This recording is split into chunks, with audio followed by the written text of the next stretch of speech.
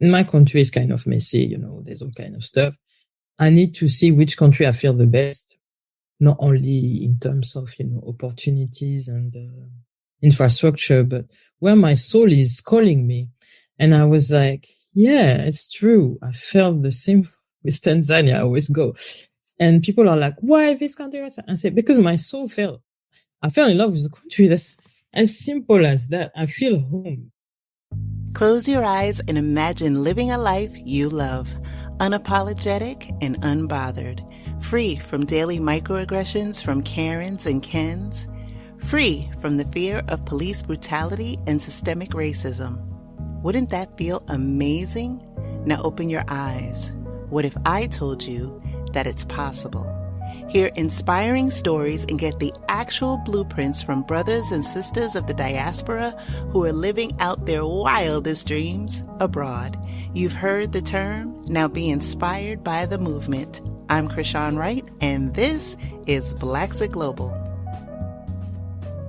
Y'all, I'm excited. This is a guest that I've been trying to get on the podcast for quite some time, but we finally made it happen. Christina Belloge, she is originally from Paris, France, but is joining us today from London, United Kingdom. Welcome to Blacksit Global, Christina. Thank you, Christian. Your backstory is very unique and would love to delve into that. So I'd love to start with people's origin stories, because I think that it offers so much in terms of understanding where they are today. And so if you don't mind starting there, tell us about yourself. Oh my God, let's go. So my name is Christina Belloge. I'm French Caribbean, originally from Guadeloupe. I was born in Paris, so both my parents are Caribbean. And I was also partly raised by my grandmother in Guadeloupe. So that's why I'm very connected to my roots. And let's say I was lucky to be, the firstborn and also the one who hung up with all our uncles and aunts. So that's why I think I've always been very sociable, because I come from two large families. And when I was a teenager and argued with my mom, I had 5 aunties I could go to. So, that's a privilege. Now I realize later, because also they taught me different version of womanhood, because my mom was the only one who was in a long marriage, so she came with setting the example, and the other, let's say, have more freedom to explore who they were. And they gave me example. For example, they love languages, so I got that from them. One lived in the UK in the 70s as an au pair. So, and some were very pro-Black culture, history. So they really poured that in me, to be proud of your roots, to be proud of our achievement. Some were giving me books to reference to. While my mom was very prude, some topics, because she was like, I will tell you when you're 18, and then I go to my cool young aunt and she teach me how to drive. She showed me what a bra is, It's like the opposite. My eldest aunties, offer me my first bra. So just to say, I was very blessed to have them, because any topic about becoming a woman, I could discuss with them very openly. While my mom was a bit more conservative and, she was afraid to discuss that part. So I was blessed in that sense that I had other female to refer to and to ask questions, especially when your body is changing and you're like, hormones are growing, but your mom is like tight-lipped. Yeah, it's true. It's difficult sometimes, but it's the culture, we're not supposed to talk about those topics.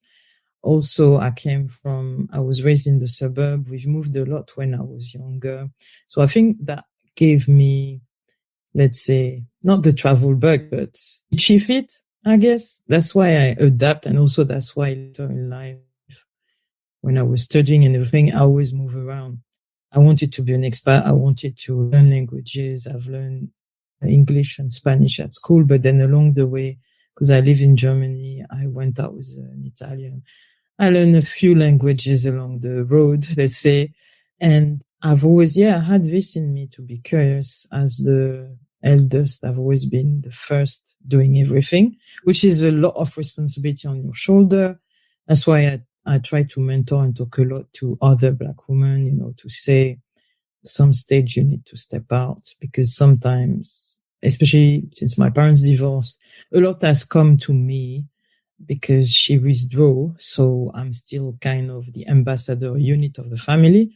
But this brought me to also do therapy, because as Black women, we need to learn self-care, and there's a lot of bias or attitude we inherit, behavior, and like the savior, the nurse, always mending thing, being the ambassador, everything goes through you first. So, and he upset your younger brother, for example, but this is the privilege of being born first, So that's a lot sometimes to carry. So I resorted, to therapy to delve into my character, who I am, my attitude, my failure, your step backs, why things happen.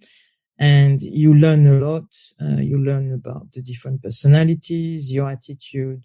I learned at the time of my lack of boundaries, which put me in trouble because someone recommended me the Boundaries book. And I was like, okay, that's wonderful. I wish I learned this, long time ago, instead of being a yes girl, And also I had a dad who was very present and push me. So I always say that to people. They understand why you become an high achiever, is because I had a dad who was kind of, let's say, very pro Caribbean, very proud, but also because I understand now that he was going through a lot of discrimination at work.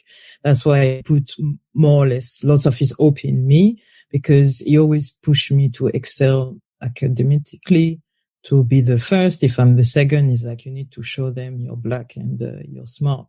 Them, it was always like that, like Serena Williams' dad a bit, So he always wanted to push me, but he never stopped me in the sense to a bit like, not like, let's say some Nigerian family where you have to be a doctor. He didn't push me into a specific branch. He just wanted me to go further than him, because both my parents had a farmer background in the Caribbean. So when they came to France, they became middle class, and they went either in office job, or my dad was in factory and my brother went to engineering school. So we both been pushed to excel, to face the challenges of, let's say, teenagehood. For my brother, my mom put him in sport. So he was in cycling, basketball, and swimming. So no time to hang around, with crazy people. And me, I was doing basketball and dance. I think, basketball and dance. I think I was more exposed than him to after school activities, because my dad works also every Wednesday. France is different on Wednesdays. So there's no school when you're like in primary school. So it's the day where you do all of your hobbies. So I used to go in his workplace. There was like a hobby day for employee kids. I used to do a lot of stuff in Paris, like museum day, treasure hunt. Yeah, lots of workshops. So that's why I think he really beefed up my curiosity to do new things and be curious about the world. And then my first trip were mostly Europe based, because, I was broke, and it's cheaper from here. And also for school, we went to UK and Amsterdam, those kind of things. We call them discovery field trip. My first real trip was 11. I think I used to go snow. Yeah, we do snow week where we went in the mountains. We learned to ski. That was cool. For me, it's exotic because I'm only used to go to the Caribbean with my parents. So it's like, what is this? This is very I love that. It's like your Caribbean roots. And so the going into the snow was considered exotic for you, and not going to the Caribbean. I love that. I know. And later in life, I studied in north of France, in Lille. It was -5. And I was like, what am I doing here? I live in Germany, the same -14, 30 centimeters of snow. I felt like in Canada for 3 months. Even to the point, my neighbors, in the hall, there is a shelf, yes, so that waits for you, because I was the only one working and I was living with retirees people. So I wake up to go to work at 8. So I'm in the street at 7. I need to clean the street. It's crazy. I was like, this is a man's job, you know? So it's those stories where I always had in mind, I want to live and experience several countries, understand people's culture, and break stereotypes, I guess. Because people are, as my dad warned me when I was 5, he told me, people are not, they're not going to expect you. He told me, I was 5, he told me, what will they see when they see you? They will see a little black kid. That's it. So you need to show them that you're more than that. He raised me like that. So I was always like, you know, don't define me by my skin color. I'm a human, I'm smart, and I have a lot to bring. So even at school, I used to be what you called not school advocate. I don't know if it exists in the US. In France, we are very, how do you say, structured into like pushing for civism. So it means I represent all the other students from secondary school to uni. I was a uni student, like elected. So I've always been a representative of student. So meaning you have closer relationship with the teacher because you attend all the evaluation and performance quarterly review. And you're kind of, I don't say a lawyer, but yeah, you're like the lawyer defending others because at school in France, they review their performance, but they also review their family situation. It's very, 360. It's 360. So yes, it's very 360 because it's like we spend 2 or 3 hours. You're with all the teachers for the class and they review each pupil performance quarterly. And they also mention, oh, maybe this one is single mother, that affects the result. So it's very deep dive. And as a representative, you're there to also defend the student, not having the teacher, because what they will do, they look at the marks, but they also put comments under each subject. And the subject is either, improve, could do better, blah, blah. But sometimes you need to say, okay, take into circumstances, maybe this one has lost his dad, his mother, blah, blah, blah. So you are much more involved in their life than, I guess, US school where they don't care. In France, very 360. So there's always and I've always been, the school representative at all levels. So it helps you to mature also more because it means you become a leader without knowing it. And you vouch for other people, or sometimes you speak to them. Every, let's say, authority in the school know you. Basically, you have to be the model student, and they know you by heart. So I've always been that. And sometimes I use it to negotiate or to denunciate also discrimination, because I remember when I was in high school, we were discriminated by an English teacher who basically, because I'm black and my friend was Asian, she downgraded our marks. Son of the headmaster, she didn't know. That's where connection and network plays. I asked him, I said, Julien, go and speak to your dad.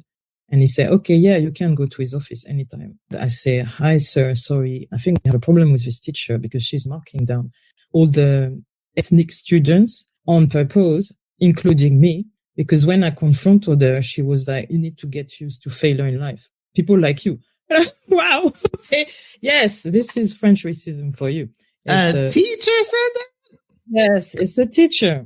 She was an English teacher. And she didn't know who she was messing with.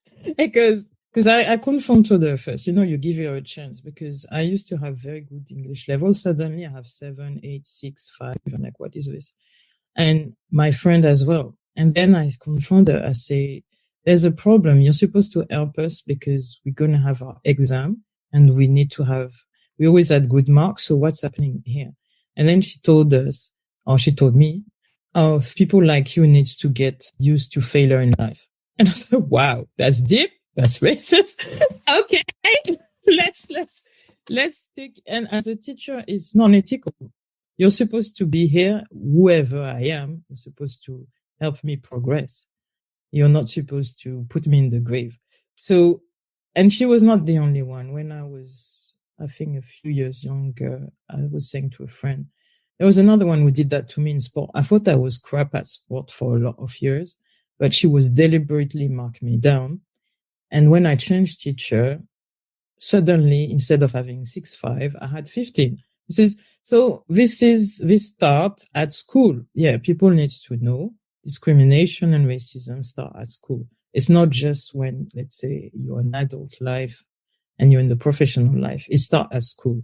That's why my dad warned me at 5, I think, that this is how people are going to perceive you. So instead of, bending your head and be ready for it, it was like, show them who you are.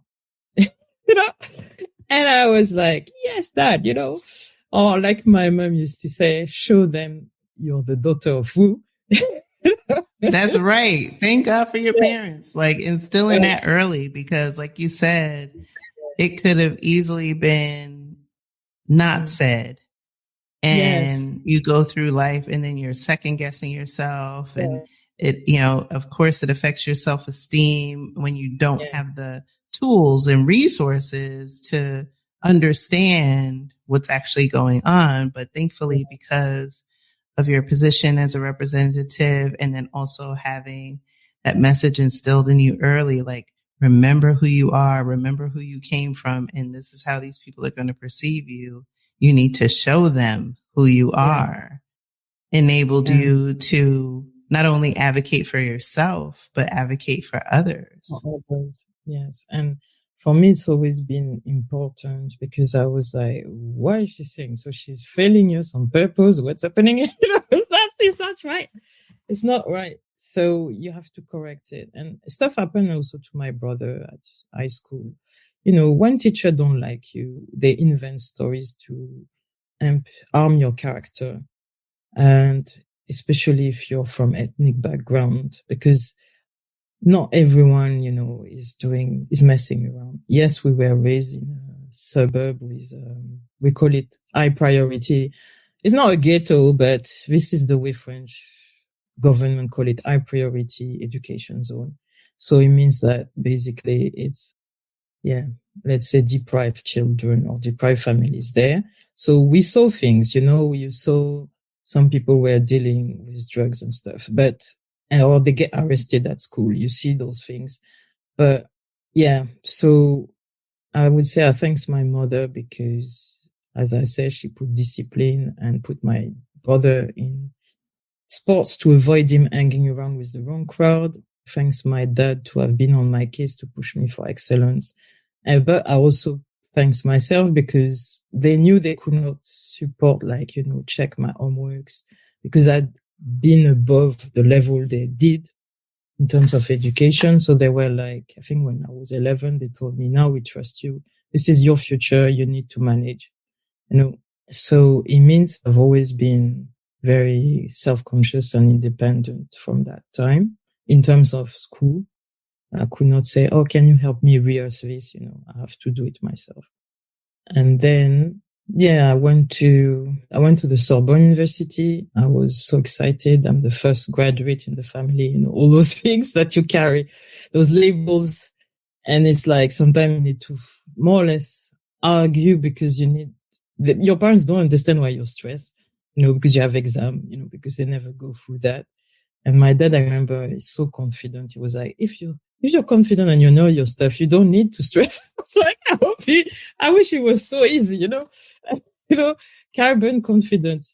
If only life was it was that easy. Yeah, because you have 20 exams to prepare in 3 weeks. And it's just tell me, if you had worked properly, you would be confident. And I'm like, hello? I wish it was so easy. I was like, you never stress in your life, really. You're really Caribbean. Good. But, I was born in France. I don't have the full gene, So it was like that. But at least you can fall back into this character to say, okay. But because I'm the first one, there is pressure. It's the same when you get the equivalent of A level or first D, and your parents are on your back. You need to revise, you need to do it. And they come with you to the result day and they're like, yeah, you've done it. And then they call all the family. Well, my daughter, she's got this. And I'm like, you never encourage me. It's like, I've done it on my own, but this is family. Or when I first left for UK, suddenly my mom was always, Caribbean, normally they want to kick you out when you're 18. And she was always like, yeah, leave my house. So I studied thanks to my dad who pushed me to say, no, you need to stay and finish what you started. My dad was always very pragmatic and my mom was always like, and so I was raised with two different personalities. That's why I know the world is not black and white, but it's gray. Let's say, in terms of religion, in terms of culture, in terms of personality, thanks to them, because they were totally opposite. I've learned that early. And when I left for UK, because I followed my ex-British, my mom was crying. And I was like, what's happening? My mom is crying like a baby. What's happening? And she was like in tears and she held my hands and she doesn't want to let me go. And I'm like, but for years you were telling me to leave your house. What's happening with you? Suddenly you don't want me to leave. And she's like, you're my only daughter. I can't let you go like that. Really? Interesting. Oh, she wanted you to stay. It was so funny. It was so funny. I was like, okay, I pat her in the back. Don't worry, I kiss her, I'll be back. I will visit often. Don't worry. I was the first. Yeah, I think my brother left before me at 18, but he went in military school. And then he was very independent, yes, because he was eager to live and be free, to roam around. In his head, he thought that it was easy life and he could, go club every weekend. But military school is not like that, as he discovered. It's not like that. They wake you up at 5 a.m. You have to do your bed in a square way. And he was, like a representative as well. So he needed to set the example. Wake up everyone in the dormitory and go and run 2 kilometers. So that taught him life, that taught him discipline, that taught him to be a man. That's the reality, because he was a bit, when they grow up, they think they know it all, and the military school just straighten up. I remember the first time we visit, his general came to us and to say, your brother has changed under me. We'll be right back. Hi, we're Meg and Jessica from the podcast Desperately Seeking the 80s. Are you a Gen Xer longing to reconnect with your misspent youth? Are you a millennial who tugs on their leg warmers to dance the Flashdance soundtrack? Maybe you're a Gen Zer who thinks the 80s might have been the coolest decade ever, but don't know why. Search no more. Desperately Seeking the 80s stirs up the weird, educational, and wonderful about New York City when Koch was mayor, Reagan was in the White House, and we wanted our MTV. Find us on Apple Podcasts, Spotify, and anywhere you listen to your podcasts.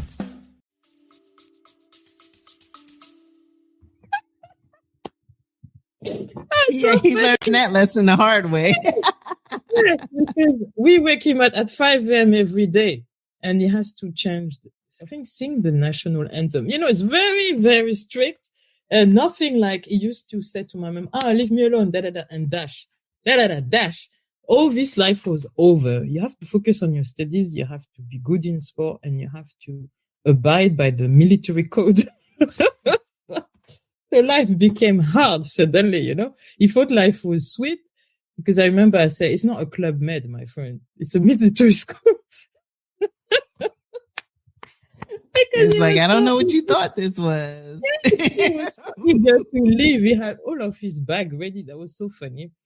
And then he was like all quiet when we visited him, like he's been tamed. We say, yeah, he was tamed. That's the he was tamed. So, it's good for the soul. It's good for the soul. That's what we say. Then I'm thinking, so yeah, I came here. I was fortunate I tried London 4 times. So I live in London. I live in Amsterdam. I didn't last 2 months. The job was not as easy as it's not easy. It was slavery. It was like you work Monday to Sunday, 7 years to 11, and I could not last. I say I can't give up my life for a job. HR is asking you to forget your boyfriend, your family, and I'm like, this is not on.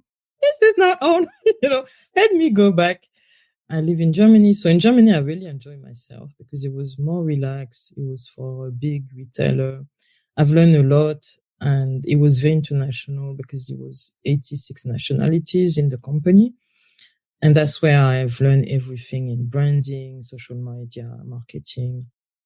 And fashion is the best place, to be honest. Still my favorite industry because that's what I've learned from A to Z, like because I used to have friends who were buyers.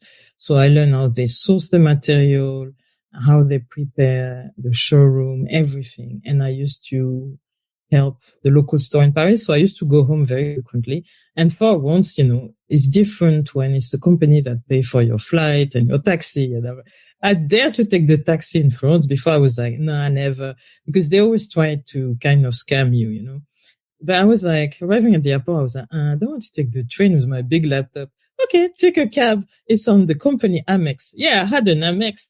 First time in my life, I had an iPhone and an Amex. I felt important, because we were doing community manager as well. So we needed the phone. And I was like, that's a good life, And yeah, Germany was cool. It was relaxed, very family friendly. Very similar to France, especially in the healthcare system, because the doctors are very advanced and they explain you everything. They're very thorough. So you feel well taken care of. And also they have more life balance. Germans start work early. When I say early, some start at 6, 7. We're starting at 8, and then they finish at 3.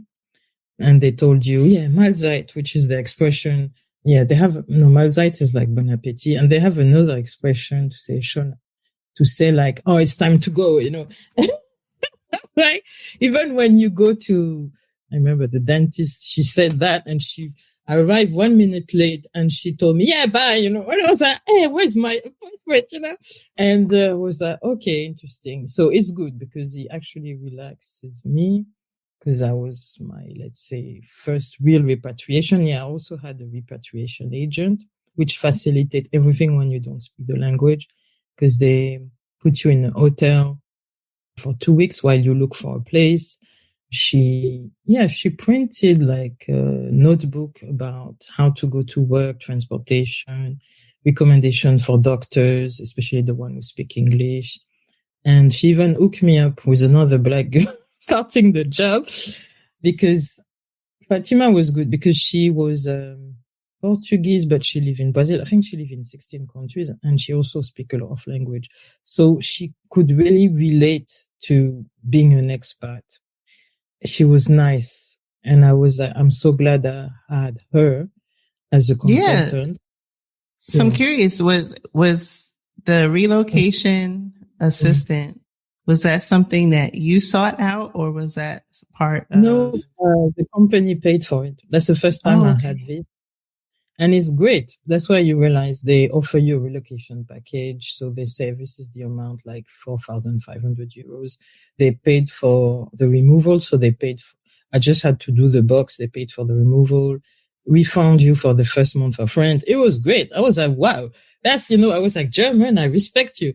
No, it's true. Even when you went to the interview, they it's like hitting the jackpot. Yeah, they refunded me the train ticket on spot in cash. I was like, wow, I never saw that in England. I never saw that in France. I was like, whoa, those German, they're another level. They stick to their words, because at the job offer, I had to negotiate twice. I always negotiate twice because as women, we always paid 25% less, So I always negotiate twice. So I remember I negotiated twice the salary because they were kind of, they play like, oh, you're not German, so we can pay you less. No. You pay me. I've worked hard. I bring the knowledge, because UK is the same level as the States in terms of digital skills. You need to pay me, And then they say, okay, this is what is going to be in the relocation package. So we pay for your removal, we pay for your flight, we pay for the relocation agent, and they also pay for the 2 weeks in the hotel, and then they paid for, they found you your first month of rent. And I was like, wow, yeah. My dad didn't believe it. Was like, they did all this? Yeah. It was funny. It was funny, but it's good because that taught me when I moved to Amsterdam trying to negotiate because they wanted to pay nothing. I said no. From this experience, I know I'm entitled to this. So find me a relocation agent because I need to find a flat. I don't have time to look for that by myself. They only wanted at the beginning to pay for the hotel. And I was like, no, I need a relocation agent. I won't be able to find a flat by myself, So, so it's good experience. As I'm listening to you retell that story, it's like I can hear the threads from your earlier experiences as a representative in school, like those skills and skill set you acquired, like continued to help you advocate for yourself. And it's like, no, you know what? I had this amazing experience, and no, you're going to give me that. And it's like, know your worth. So you said before, it's so important. It's like you said before that you had attempted like 4 times going to London, and that's where you are now. Yes, that's my last stretch. Yeah. So how long has this stretch been, and how is it different than the earlier ones? This one has been, 9 years.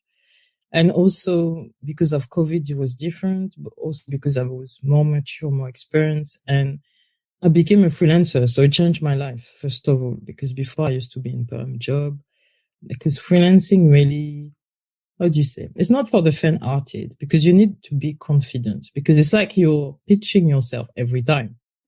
And also you grow because you have flexibility, you have more money, you manage your time. And before, you are more or less dragging corporate. I still work for big corporation, but I always take a break. That's why I started to travel nearly 25 countries in 8 years, because what I figured out was my skills were in demand, because at first I worked 1.5 years. I was afraid and I stopped. And then I realized, but I always get headhunted. Why should I stress? And that's true. And I decided, okay, my reason is going to be work 10 months, take 2 months off. And that's why I start to travel more. I start to organize my life in doing what I call level up. So every year I do trainings for something I don't know, whether I learn to invest. I was learning to do cooking class. I stretch myself for things I've never experienced. I went to see the Northern Lights, for example, something I've always dreamed of. It was magical. We did it in Sweden. In Sweden, you see them better than in Iceland, actually, because Iceland, you have, especially in Reykjavik, you have the older building. But if you go north of Sweden, in Abisko, it's like mountainy, but it's flat. So it was magical. It's just you're frozen, obviously. But well, that's good to know, because I went to Iceland looking for the Northern Lights in 2019 and they did not come out. And so I've still not done it. So thank you for letting me know that Sweden is the spot. And also things people don't tell you, you need a special camera for them to appear, because on YouTube, you see them and you're like, how come you take a picture with my phone, nothing is appearing? There's always reality versus expectation. So we had to have our group leader take all the picture because he had this special setting on his camera. So I could have never done this by myself. Nobody would believe me. So it's also, expectation versus reality, because on Instagram, you saw all kind of stuff. On YouTube, you saw all kind of stuff, but you don't know the background story, how it's been filmed, because you're not a professional. So the good thing is, because we were 20 minutes from Norway, I did 2 countries as well. We were delayed in Stockholm. So we did the tour of Stockholm, which I found beautiful because you have bridges and you just walk from one island to another. That's a great experience. Oh my gosh. Yeah. I definitely, now that I live in Europe, I'm going to hit Sweden because I need to see them lights. Now that you're in London and you're freelancing. Tell us a little bit about the work that you do now. I'm not full time yet, but I'm still juggling both. So Melanin, I started 3 years ago during the pandemic, being super positive, too optimistic, thinking the pandemic will last 2 months. It lasted 2 years, that was me thinking it's a little thing. Da, da, da, da. So it was a big process. I say it's a journey because initially I wanted to organize trip, but it was the worst time because country ban, red countries, everything closing down. And at that time, I focused on working on the awareness. So I was doing actually lots of podcasts, interviews. I started to travel write as well about my experience. And it was good because it trained me, I guess, in media training. Also, the first 6 months of COVID, I was unemployed. So I did a few training. That's why I did training for group trip planning, some for investing, some bosom ascensions to, keep the spirit up because the vibration was down. So, because no one knew what was happening, it was the first time in my life. All of my friends and I, we were all employed and nobody was sleeping. We're all talking to each other until 2, 3 a.m. There was so much, and first time in my life when I had anxiety for the future because we could not project ourselves. We didn't know what was happening. Governments were very slow to communicate. So it was scary. And I was like, at least building Melanin keep me focused because it prevents me from always thinking negative because I took pleasure to reach out to people, discuss, try to map out the black travel world because in Europe it's still new. In US it's more established. Okay, I can relate to those people. I've been an expat myself, meaning you have to grow outside of yourself and adapt, be flexible, change environments. So I understand and presenting the concept. And then, since 1 year and a half, 18 months, everything has been picking up, growing faster than I thought because then travel recovered and I started to have my first client somewhere, my Congolese friend. So shout out to them. They believe in me straight away. Somewhere a lot through referral and networking and all the corporate one I've been through Google. So yes, the importance of digital marketing skills. Thank you. SEO matters. And I've done a few media partnership as well. I've done all kind of things, but now I've worked out what works. And I've done some business accelerator last year, which helped me to grow, to plan. We did one special for Black female founders because we are underrepresented. Not only for founding, but for everything. So it was good because we learned to pitch there, which I've used straight away because I went to a trade show in London and I presented the concept to Tourism Bureau and they were so happy because they say, oh, finally someone will handle the diaspora. We don't know how to do that. And I said, that's my life motto. We all have a mission. I feel like we need to reconnect in some way or another. Also, travel is one of the avenue where we can showcase Black travel stories positively, because growing up in France, Black people were hardly visible on TV or only for bad representation. So, they always play the drug dealer or whatever. Because we used to see a lot of American ghetto movie, Menace to Society. So a lot of it is negative portrayal. We didn't have TV hosts who were Black, for example. All this didn't exist. So we could not project ourselves to be more than what was expected. That's the reality. The good example of success were sports people. So that's why my dad was always, you need to learn a sport to earn millions. And I was like, I have a brain. I'm not a sport person. I'm not an athlete, It was funny, but it's the reality. You can only aspire to what you see. That's the reality. That's why it's important for Black people now to speak, exchange, network, showcase that there's another way. You're not stuck to your realities. Yes, maybe you were born in a deprived area, but if you work, if you study, you can come out of it. if you travel, you will see the world is much bigger than what you've been told it was. When I first been to Africa, I've been to Senegal 13 years ago, and I came back gobsmacked. I remember all my family was looking at me. What happened to you? What happened to you? Eyes big. And I was like, they lied to us. They lied to us all my life. I never see, because in France, we only saw Somalians war, Somali war, kids with big belly, hunger, that's the only portrait we had on media. So I told them, I haven't seen anybody suffering from hunger. I saw people who are hustling and bustling, because Senegalese are very commercial and they are traders. So they always sell something, even a clementine.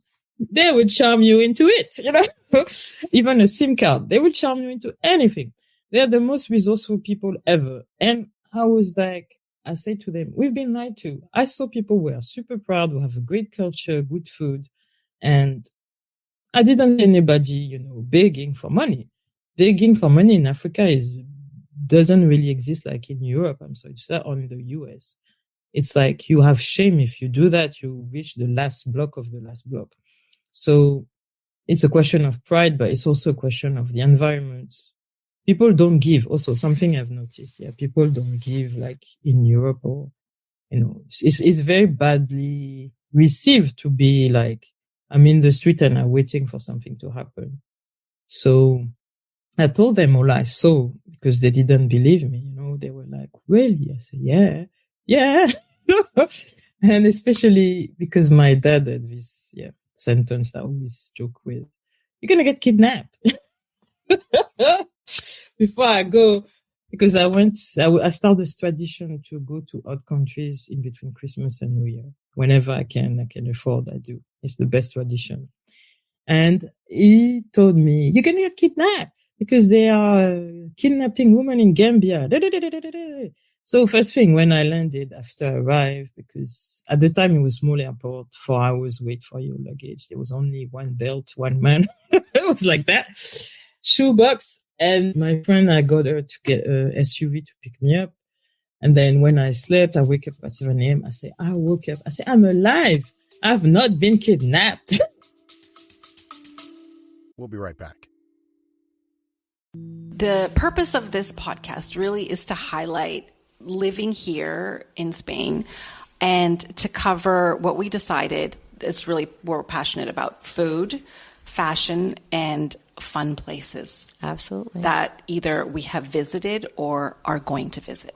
We are going to be going to Madrid very soon. Mm-hmm. We're going to be exploring the brand Loewe.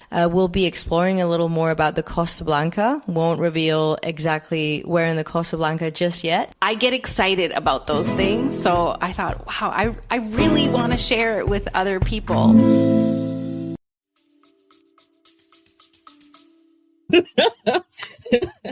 I call them, everything is fine. I'm 20 meters from the beach. Don't worry for me. I'll be fine.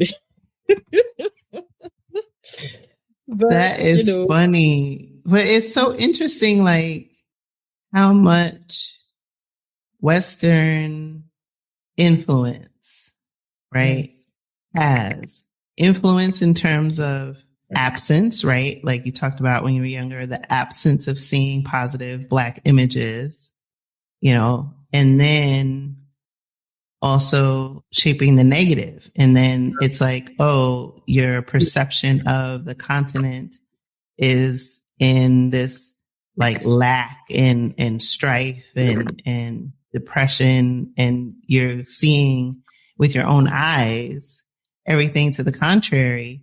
So much so that you have to tell your family, no, I'm good. And we've been lied to. That's the part where, and I still have yet to journey to the continent, but just in terms of how much of a gift travel has been in my life, it has allowed me to question a lot of things that I came to believe that either were true or had based my perceptions or assumptions on that through the lens of my, American upbringing. And so it's interesting for me to hear you having, grown up in France and have a similar experience in that regard. Because Western media, they all have the same propaganda, let's say. While when you go there, you see Westerners, especially expat, they live a great life. I'm sorry to say that, but it's true. I went in a village with lots of retired from Belgium, from Switzerland, and they had a good life. And that's why I realized they stay there 6 months a year. So they lie to us because for them, it's a good life. They have, a maid, a driver, a big villa, and they portray to us a fake representation so that we don't enjoy the same. That's the reality. So that's where I was stricken because my friend told me, yeah, they stay here 6 months a year. I'm like, what? What? And they portray all those negative stuff on TV to make us believe we should never go because it's war, disease, famine. It's not true. Those people have the best life. When they're there, they have the best life because they know how to, everything it's cheap to them and, they get the good life. And we are there struggling, working hard, so it's the reality. So it really changed me. It really transformed me because I saw that, reality versus expectation or propaganda versus reality. And then, I was still traveling to Europe because I was still paying back my student loans, those days. And that's why the last 8 years I've been, maximizing going to Brazil, Cuba, Mexico, and lots of African countries because I was interested in our culture, our roots. I was kind of inspired by, I forgot his name, this American TV host who would do, Find Your Roots. Because I saw his documentary before and I wanted to know what do we have in common? Why are we last, everywhere? And then I realized there's bigger, let's say, political and geopolitical reason, but we were not that different, whether it's in Cape Verde, in Cuba, Afro-Cuban. They loved me because I'm Caribbean and they gave me more food, more drinks. Everywhere I go, I felt home. I was like, it's family. And to the point I had to tell them, put less rum because I need to walk under the sun, because they do the best cocktail in the world. I'm sorry to say that, but Cuban cocktails are the best because they do everything fresh from the cinnamon to the pineapple. They give you the pineapple to drink the pina colada. That's the point of it. And then when you finish drinking it, you can eat the pineapple on the beach. It's the best. I was like, wow. They slice it up, they decorate, they do it nice. Even I remember, they put the cinnamon. There's no extra sugar. It's not like in the West where they put a lot of syrup and stuff. Everything is pure. And I was like, this is a good life. I'm having 2 or 3 cocktails every day. No shame. No shame. First time in my life, I'm in a holiday where I drink so much naturally because I'm like, it's so pleasurable. Wow. It's natural. It's fresh and you feel great. And also because, you have music in every corner. So you have salsa. So at some stage, you're like, I'm fed up.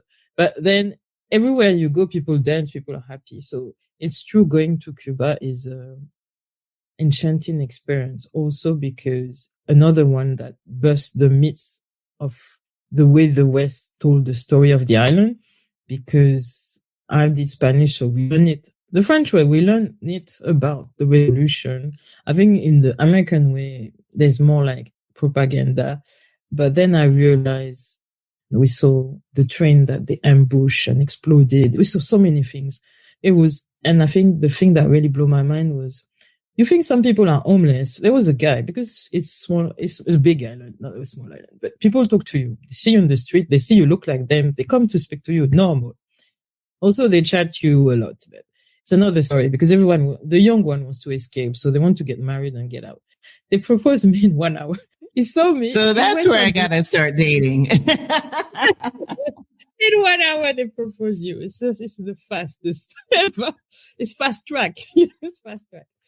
And I remember I saw this guy look at me, then he approached me, started to talk to me. And then I thought it was a homeless guy. And he told me he used to be a pilot during the War of Independence in Mozambique. And I'm like, this is a war hero. I didn't know that Cuban also helped Africa to be independent, and because no one teaches us this part in school. And that's why they've been blacklisted or blackballed. Because even in Guadeloupe, apparently in the 70s, they helped us. We were at war against France and they were supplying the weapon. So they try to help every black nation to be free. That's why they've been outcast. So that's why I realized, by going there, I realized why they have the embargo. And also another myth, everyone is super educated. Most people, because education is free, everyone's got a master.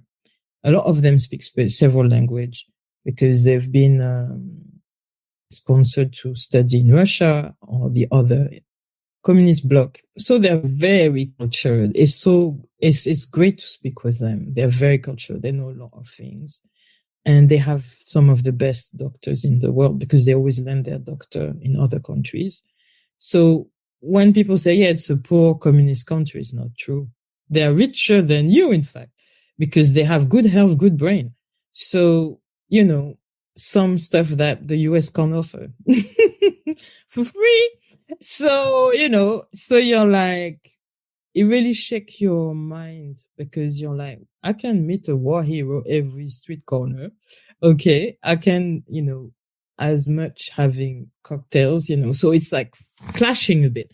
And you're also in World Heritage site. You're in historical sites. So it's so much to absorb, to think this island has been kind of outcast while it's a magical place because it's got culture, history, music. The people are vibrant and educated. Yeah, they're very knowledgeable. You learn a lot speaking to them. So it's not like they've been isolated. On the contrary, they know a lot. So I was impressed. I was really impressed.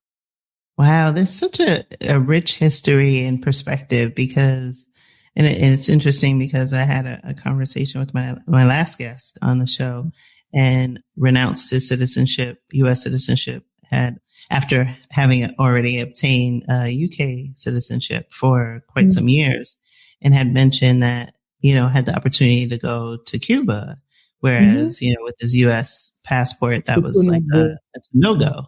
And, you know, while I'm in Portugal, one of my objectives is to obtain my citizenship here, have that experience like you shared. It's like, you know, peeling the onion and challenging your beliefs and understanding and what you've been taught. And I've been saying this a lot recently and, you know, I guess repetitive in some respects, you know, of course, there's a gift and a privilege that comes along with travel. But when you make this decision to live abroad, irrespective of your country of origin, there is a level of deconditioning that you go through because you are confronted with so many different experiences that ultimately, whether you realize it or not, challenge your beliefs in a lot of ways. Either they reinforce things that are positive or make you question things that you've learned and experienced, you know, either secondhand, right? And so now you're like, wait a minute. Or granddaddy. He just grabbed me and he was like, where are you from? And then start chit-chat. And it made me realize my privilege or luck because he was like, but you're a woman, you work for your own, you can move free, you have the freedom to do so many things you don't realize. And I was like, yeah, this uncle is right. This uncle is right. Because sometimes you're lost in life, you know, and you're shaking a bit, you're not sure, is this the right path? Especially when you enter your 30s, you have lots of life pressure that society is expecting on your shoulders. And when you don't fit that, because the reality is, I was harassed by my family, especially my uncles, in my early 30s, because I only start to travel a lot when I start to freelance. And they were always on my case. Why haven't you settled, have 3 kids, you know? And I was like, if it was to happen to me, it would have happened to me. But this is true. This is like Facebook. Before Instagram was big, they were harassing me sometime on the weekend. Sometimes they call me. Oh, I'm like, what the hell? Why are you, you know, watching my ovaries? You know, it's true. Why are you concerned about my ovaries? You know, it's like that. But it was peer pressure. It's not even from my parents. It's from my uncles, which is worse. So because I was raised with them, because my mom got me young at 21. So They were 12 or 13 when I was a kid, and they used to take me out every Wednesday to cinema. So they feel like I'm their baby, you know? I was like, man, it hasn't happened to me. Stop, putting pressure on my shoulders. It's life. A man needs to choose me for this thing to happen. I never wanted to be a baby mama. So, that's me. And they were like, how is life? How's your love life? Why aren't you married? Why don't you have already your 3 kids? And I'm like, I'm 32. Give me a break. I was like, yeah, that was like 10 years ago. And I was like, the hell with those people, So that's why at some stage I stopped, because I was not posting to brag, let's say, like it is now. I was posting because I wanted to show to the world and also to them that there's another life outside of what you do, your daily routine, because you've been conditioned to only stay in France or Caribbean and not see outside. I wanted to share my vision of the world to show that there's people are not different from us. Yes, the environment is a bit different, but they're relatable. And those one, instead of taking the good positive side and absorb it, it was just like mean, So that's why I was like, okay, at some stage I stopped. I withdrew myself from social media because of that, because it was creating tension, jealousy from them, from friends, because they were settling down and then they imagined the life they could have had. Yes, I think social media ruined a lot of relationship and friendship. That's the reality. Because our generation, millennials, Gen Z, especially millennials and Gen X, millennials more, from the minute, because Facebook came when we were at university, from the minute we came out of university, we started to have our first job. Everyone was comparing themselves 24/7. And that's what ruined the authenticity, the connection. For sure. Christina, as we start to wrap the conversation, and for anyone who's listening and of course enthralled by your life experience, what piece of advice would you give to someone who's considering this path? So first I would say research. So reach out, let's say like expat group. If you can go do scouting trips or go several times to see the place, because sometimes going holiday, like, I used to go on holiday in Amsterdam. Oh, it's a cool city. Da, da, da, da. And when I lived there, I felt trapped. And it's the first time in my life I felt so isolated because I had no friends. I only was working. So I didn't enjoy the city at all. So don't only online research. That's what I mean. You need to visit the place, find out, would you be familiar? Would you acquaint yourself? Try to scout. Even if for Germany, I never heard of Düsseldorf before to go. Because, life crisis. My parents were getting divorced. My dad had cancer and I was unemployed. So it's like my dad called it the year of Christ. When you're 30 to 33, that's where life derails you. That's what he told me. So everything was going wrong. The only great thing, I had my driving license. So that was my achievement that year.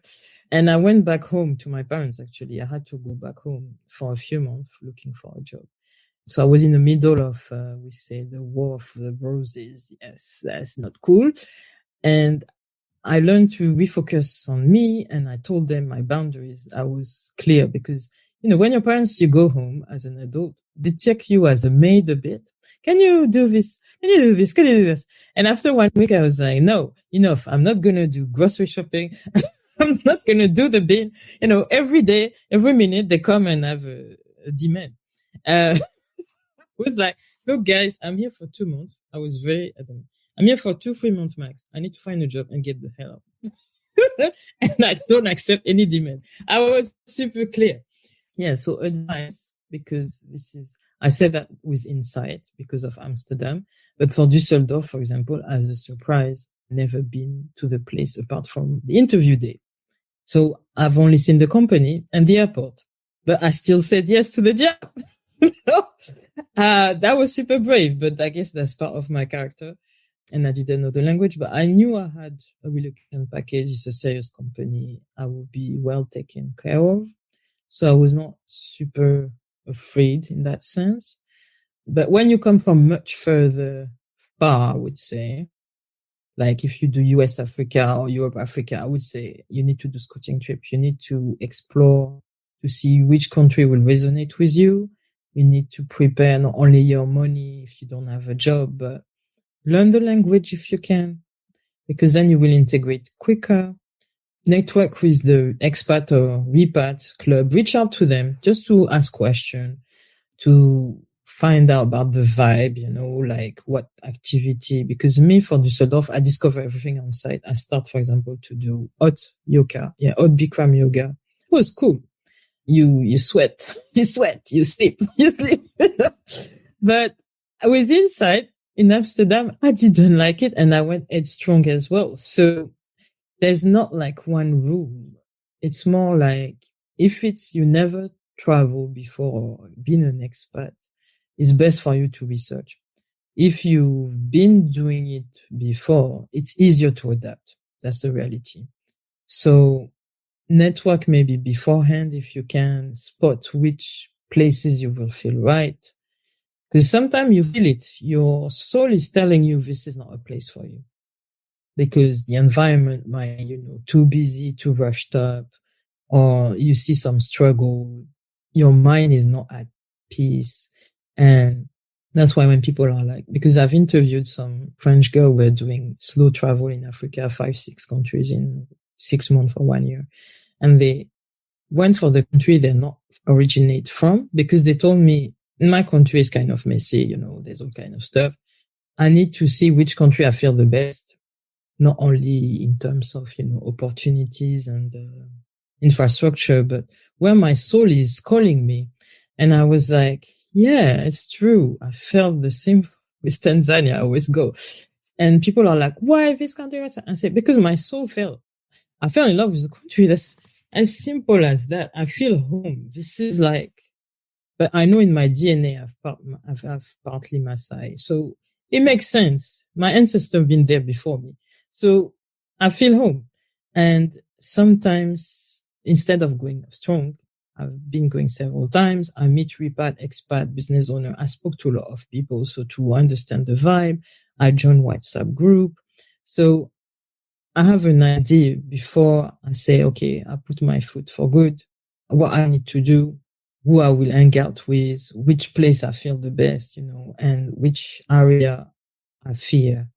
Because when you grow older, it's harder to be as flexible as when you were 20 and just take your suitcase and say, screw the world. I've been like that a lot. My dad used to say, you always have 2 big suitcases. Where are you going again? And I was like, yeah, it's just life, man. I need to see for myself what I need to experience it. And I remember you used to tell me, oh, you're always out. One day you'll be tired. Well, you're still going strong and you're not getting tired yet. So I love it. So Christina, for people that want to keep up with you and your business, why don't you tell the people where they can find you online? Cool. So you can go on Instagram. So it's Melanin Travels with a S. Travels Magic. You can go on our website, www.melanintravelsmagic.com. Check out our blog because we write lots of interesting topics from places to go to challenges of airlines, things that as a traveler you need to know. You can email us as well. I think it will be in the caption. And yeah, we're here to help you with easy travel planning in Black Nation. So Africa, Caribbean, Latin America, whether it's solo, group trip, or family, because last year we helped a lot of single families. And also we've done US last year. We've done London. First time of my life, I served a group of millionaire Afro-American. That was a cool experience. Nice. Connecting the Black side of London for them. I helped them to do a Black history tour. We did photo shoot. We did cool stuff because they came during the London Fashion Week. I also organized a semi-private dining experience in Paris for them on the rooftop of a department store because I negotiate. I know I'm French, so I was like, okay, let me negotiate.